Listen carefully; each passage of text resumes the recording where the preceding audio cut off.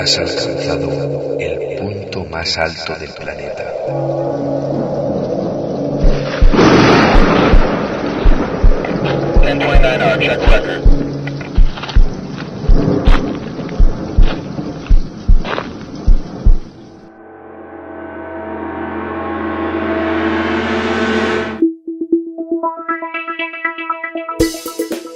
Bienvenido a la cima del Everest, donde solo importa lo que eres y lo que quieras compartir con todos nosotros. Programa dirigido y presentado por Xavi T. Vargas, con la colaboración de Pedro Alcubilla.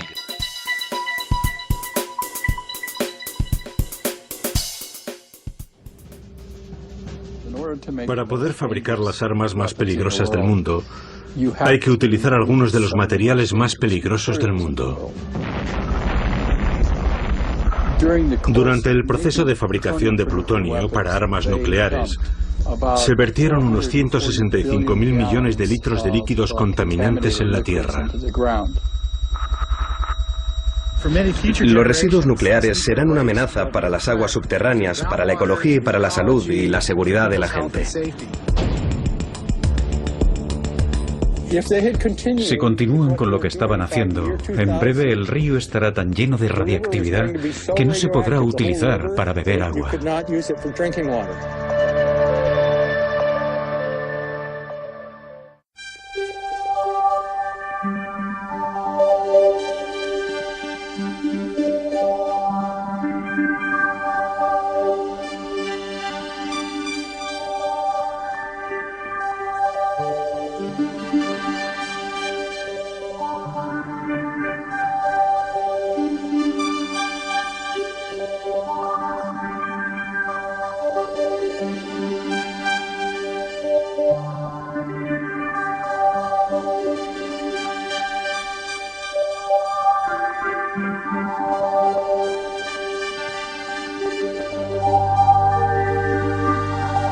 Buenas tardes, amigos de la cima del Everest.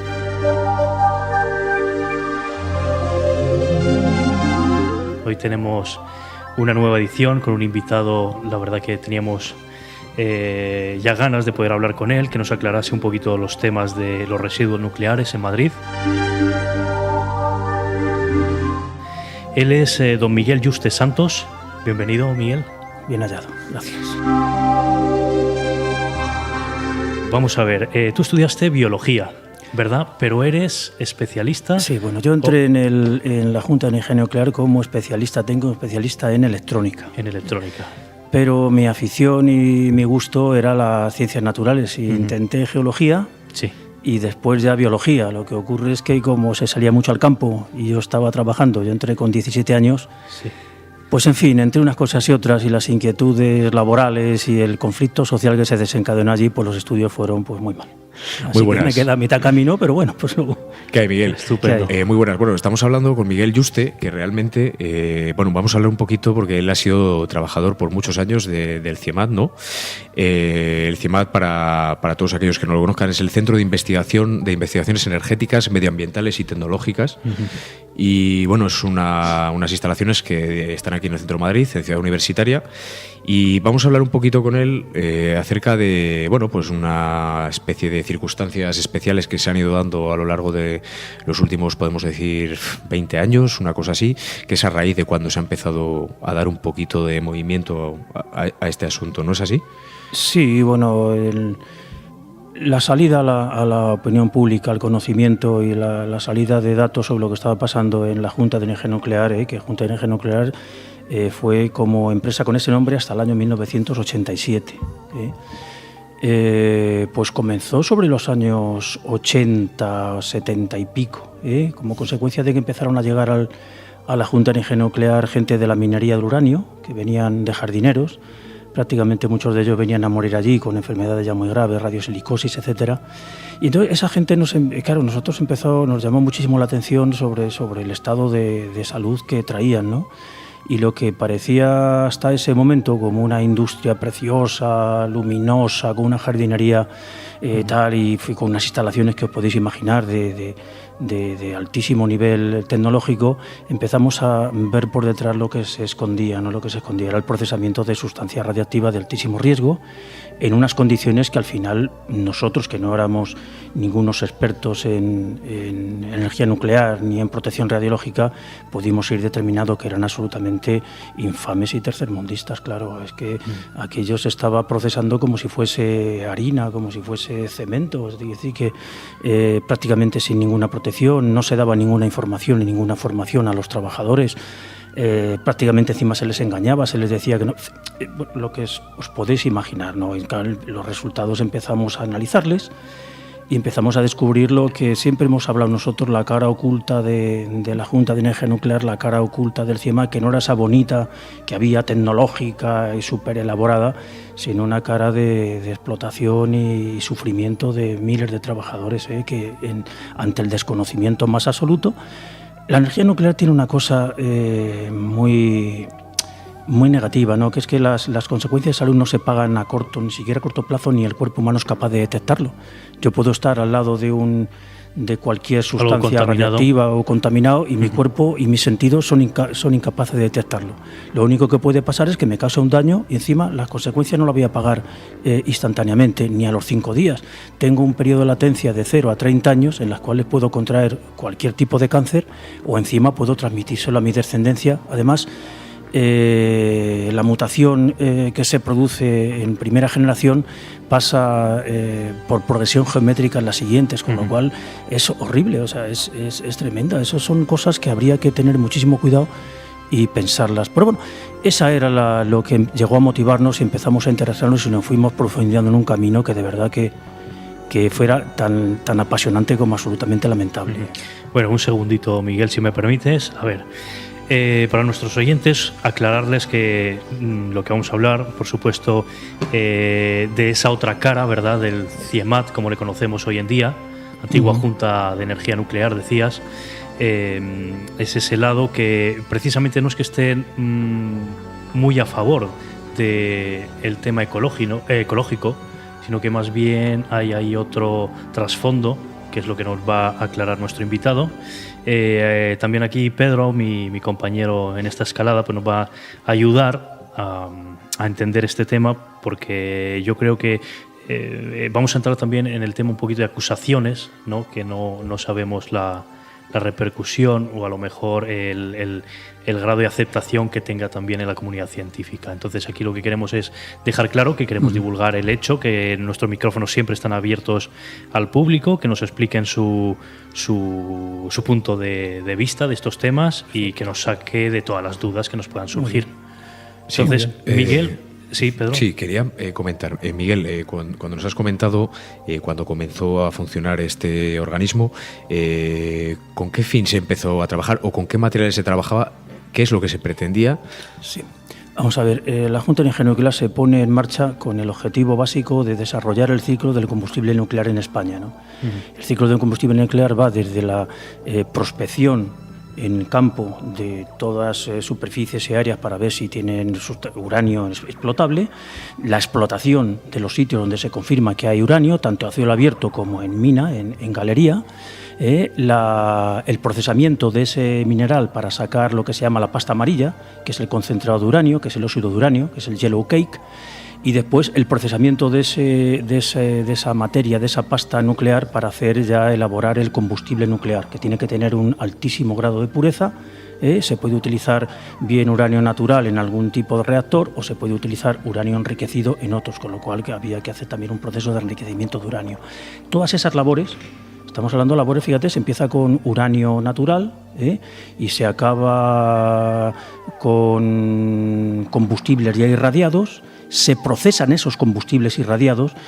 Las barras de combustible que tiene un reactor nuclear, al final, por mutaciones, por desintegraciones radiactivas, el uranio 238 o 235 va generando una cantidad tremenda de isótopos radiactivos como el cesio, el estroncio, y todos esos son materiales residuales que se producen en las labores que allí se hacían.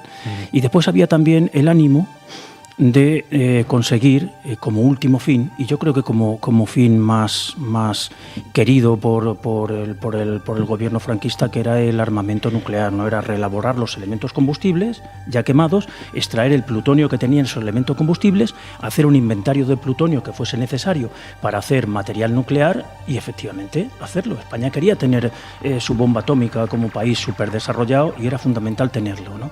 Lo tenía en Francia, lo tenía Inglaterra, lo llegó a tener Brasil, Argentina, la India, ahora Pakistán, o sea, y España, bueno, pues la verdad es que bombas atómicas tenemos todas las que nos da la gana, pues los americanos tienen el terreno español lleno de ellas en sus bases, en Rota y por ahí, ¿no? Pero bueno, propias y con disponibilidad de nuestro ejército de utilizarlas, ninguna. Ya. Porque... Y lo que dices, perdona Miguel, del tema... estadounidense, ¿no? Que tiene aquí también unas cuantas bases nucleares. Quizá empezó con la idea de Carter, del presidente Carter. Ahí fue cuando quiso enterarse de todo lo que estaba ocurriendo aquí. Sí, pero Carter lo que se enteró cuando estaba Jimmy Carter de presidente fue cuando el accidente de Palomares. Eso es. Y aquel accidente cuando Manuel Fraga, ¿no? Se metió después. Lo que reveló fue los intereses ya últimos, ¿no? Pero en principio hubo otro accidente previo que alarmó muchísimo a la comunidad internacional, y que en España se silenció total y absolutamente, que fue el escape de residuos radiactivos en el año 1970 al alcantarillado de Madrid. Eso pasó precisamente en la planta de reelaboración de elementos combustibles.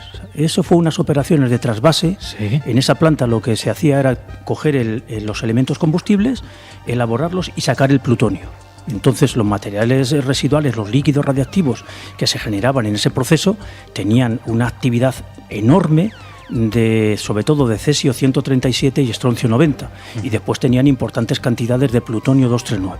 Bueno, todos esos materiales son absolutamente letales, y en una operación de trasvase se les escapó a la alcantarilla. Nos estás diciendo en las instalaciones estas del CIEMAT que estamos hablando, las que están en Ciudad Universitaria.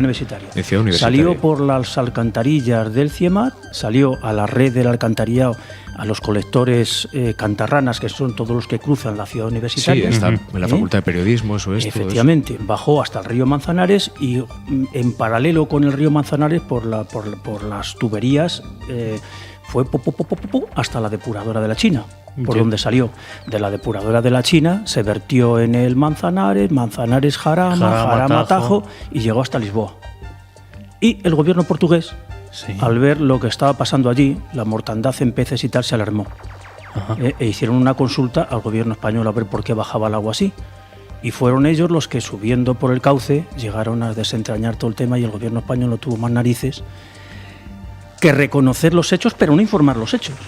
O sea, reconoció los hechos, y yo recuerdo, yo era recién entrado en la Junta de Energía Nuclear, entré en el año 1967, llevaba 3 años trabajando, y vi al entonces director de Medicina y Protección Radiológica, ahora no recuerdo su nombre, bueno, este hombre murió de cáncer, por supuesto, pues como casi todos los trabajadores del CIEMAT. Este hombre diciendo que no había pasado nada, que, bueno, por la contaminación que se había escapado eran unas trazas que no habían provocado ninguna consecuencia, y que total tranquilidad, etcétera. La consecuencia fue que se contaminó toda la vega del Manzanares, Jarama y Tajo, una vega hortofrutícola impresionante.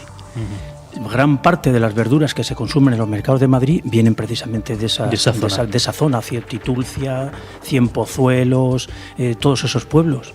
Yo he llegado a estar en Telemadrid, el jefe de la Cámara Agraria de Cienpozuelos, que imagino que ya esto fue hace años, ¿no? Sí. Pues él reconoció, y está grabado, que a ellos no le dijeron absolutamente nada de la contaminación de las aguas, y que ellos en aquel tiempo estaban regando coliflores pequeñitas. Con ese agua, lo regaron todo con ese agua, y todas las coliflores se consumieron en Madrid. O sea, Madrid, la ciudad de Madrid, ha estado consumiendo verduras contaminadas con cesio y con estroncio durante años. La ciudad de Madrid es una de las ciudades que mayor índice de muertes por cáncer tiene en España. Y la versión oficial es que estamos cerca de la Sierra del Guadarrama. El granito tiene un pequeño componente de uranio. La pedriza, todo eso.